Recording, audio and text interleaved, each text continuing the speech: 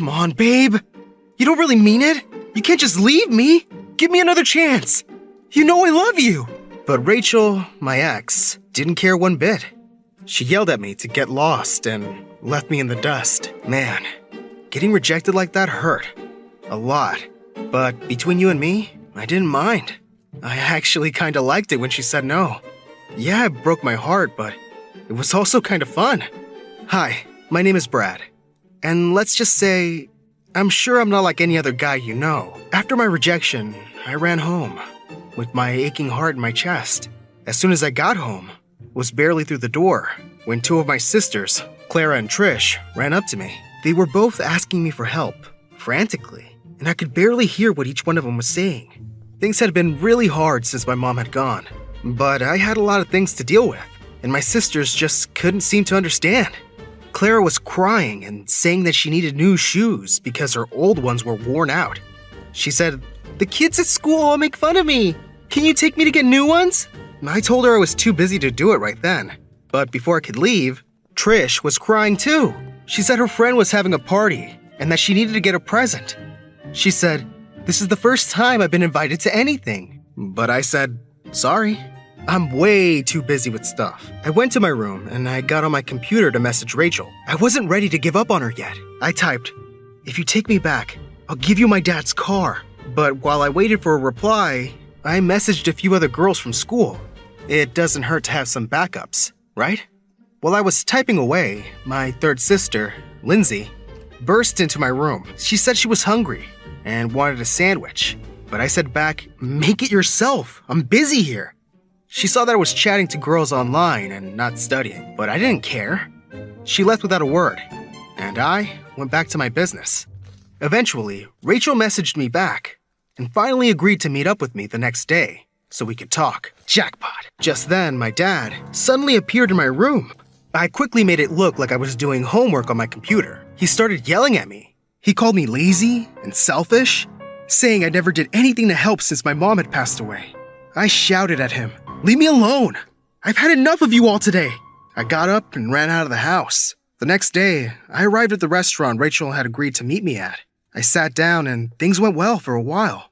It seemed like she might take me back. But I remembered how weirdly fun it had felt to get turned down by her.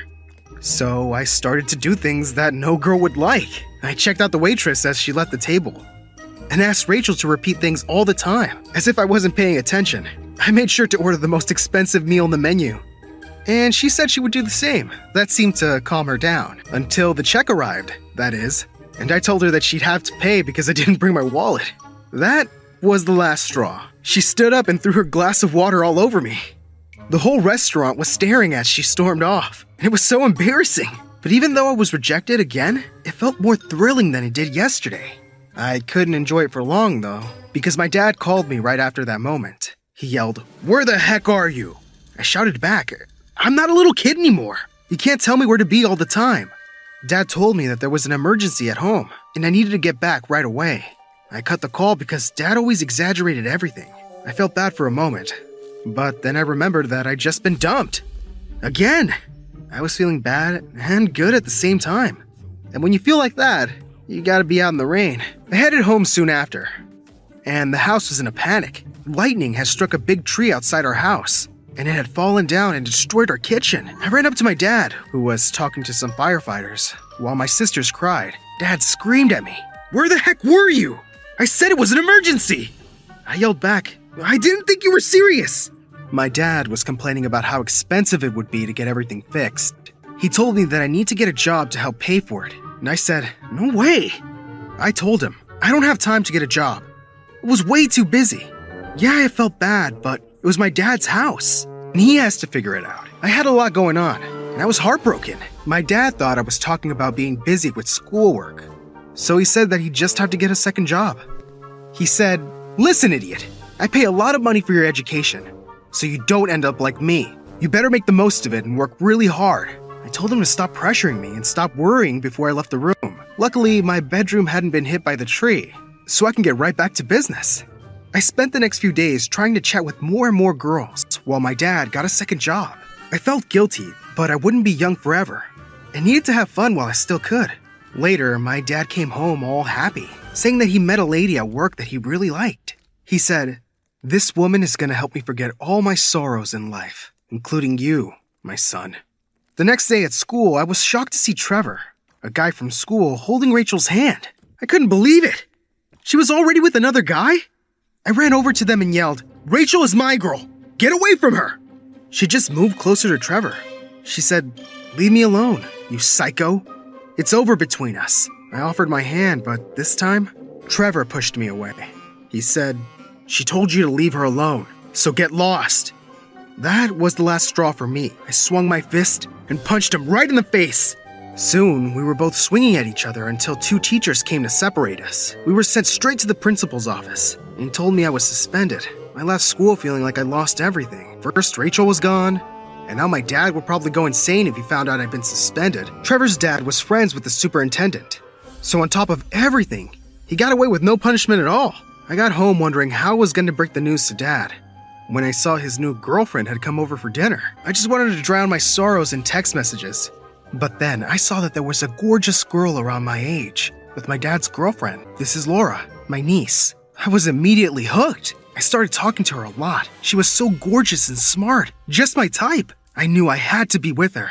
Before I could get to know her a bit more, my dad pulled me into another room and said, "I really like Laura's aunt, so you need to back off or you'll ruin my chances with her." I couldn't believe it. This sad old man had no right to control who I spoke to, so I just ignored him. I managed to get Laura's number without my dad noticing and started texting her all the time. She was so cool and agreed to go out with me. The next day, I was getting ready for my date with Laura when my dad phoned and said I had to take my sister Trisha to an important interview for an international college. Right at the time I was supposed to meet Laura. At first, I said heck no. But my dad said, "I've had enough of your stupid games and excuses. I'm not asking again. Take your sister or else.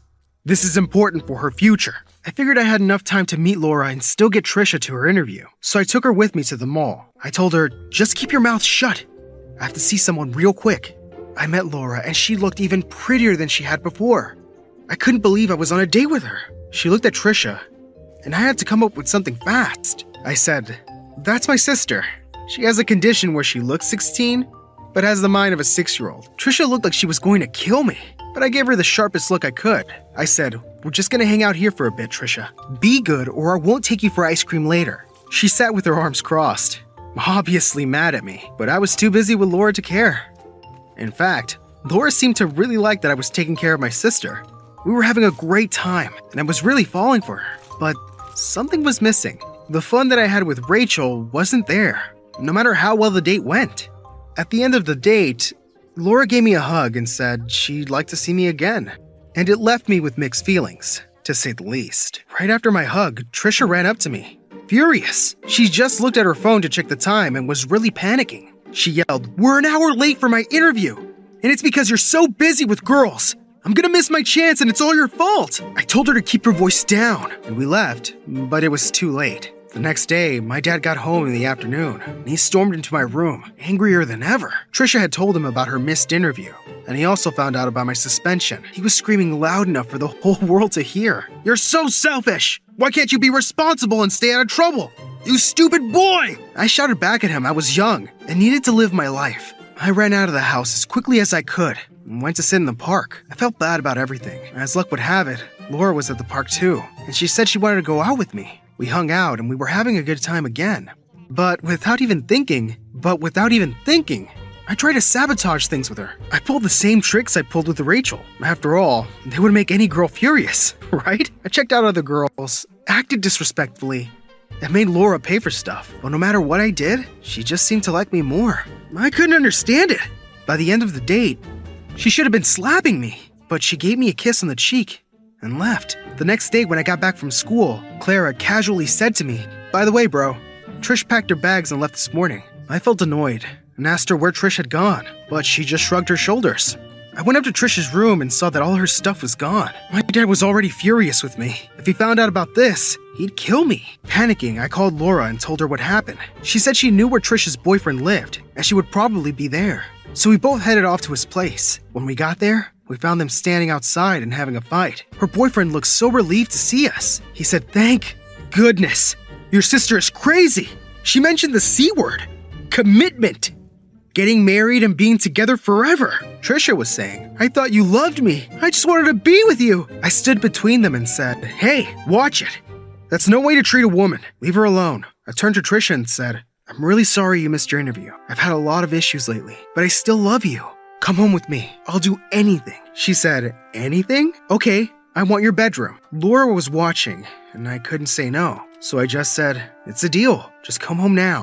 She agreed and we started to head back. I wasn't actually going to give her my room, but it made me look good to say it.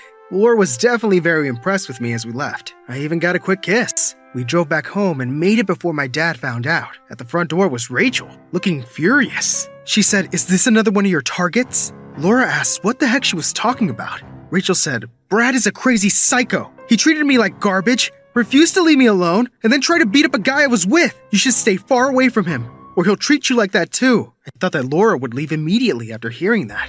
But instead, she walked up to Rachel and said, maybe you're just too stupid and shallow to understand Brad. He's complicated, and I love him just the way he is. Before Rachel could even reply, we heard a huge crashing sound from the living room. We ran in to see my dad's girlfriend storming out. She was yelling, I can't believe you said I eat like a cow. You jerk! I don't even want to see her face right now. She shut herself in the bedroom.